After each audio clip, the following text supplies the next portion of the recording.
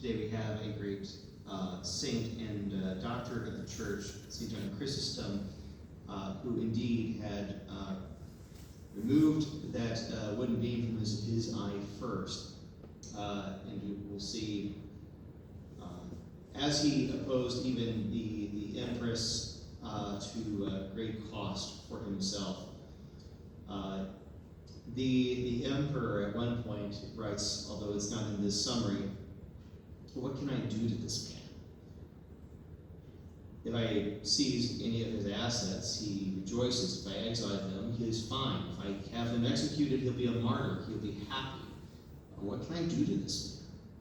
And so we have this great saint, John Chrysostom, who removed the beam from his own eye such that he convicted even those of the highest political power. And so the church has this summary of his life. John, surnamed Chrysostom on account of his golden eloquence, was born at Antioch. Having gone through the study of the law and the profane sciences, he applied himself with extraordinary application and success to the study of the sacred scriptures.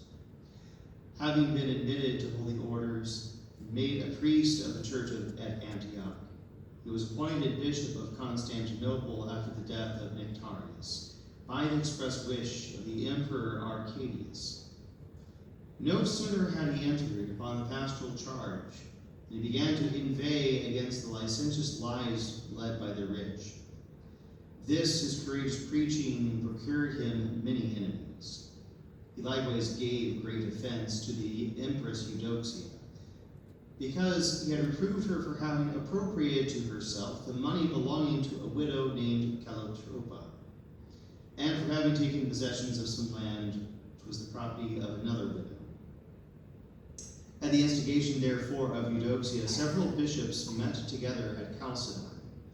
Chrysostom was cited to appear, which he refused to do, because it was not a council either lawfully or publicly convened, whereupon he was sent into exile. He had not been gone long before the people rose in sedition on account of the saint's banishment, and he was recalled to the immense joy of the whole city. But his continuing to inveigh against the scandals which existed, and his forbidding the games held before the silver statue of Eudoxia, which was set up in the space opposite Sancta Sophia, were urged by certain bishops, enemies of the saint, as motives for a second banishment. Perhaps a little pause here. The Sancta Sophia, we usually would call the Hagia Sophia. I believe it is the largest church in the East, although to this day it has now been reduced to a museum. It continues. The widows and the poor of the city bewailed his departure as that of a father. It is incredible how much Chrysostom had to suffer in this exile, and how many he converted to the Christian faith. At the very time that Pope Innocent I, in a council held at Rome, was issuing a decree ordering that Chrysostom should be set at liberty, he was being treated by the soldiers who were taking him into exile with unheard of harshness and cruelty.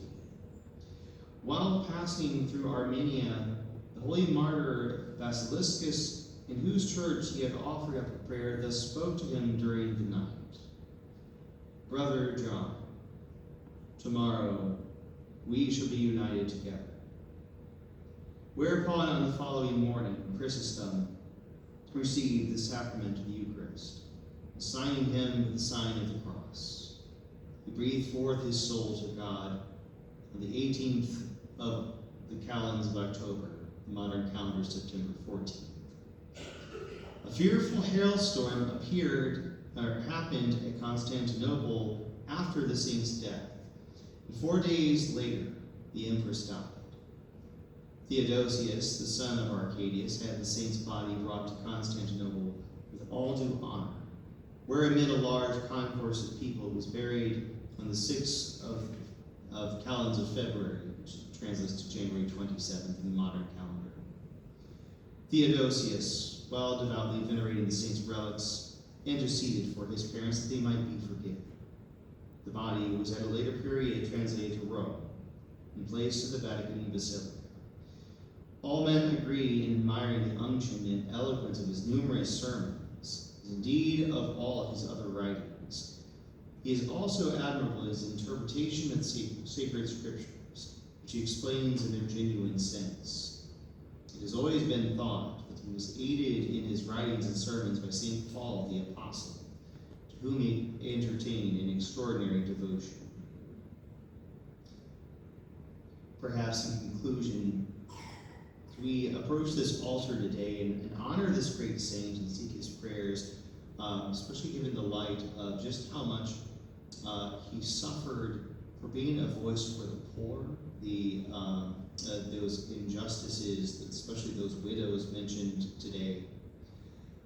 To seek his prayers that he may give a voice to the clergy with which to, as St. Paul writes elsewhere, expose those works of darkness, but also not just to preach, but also, like St. John Chrysostom, that the Holy Spirit would grant us an unction, a certain healing and healing of woundedness and power for conversion when we preach.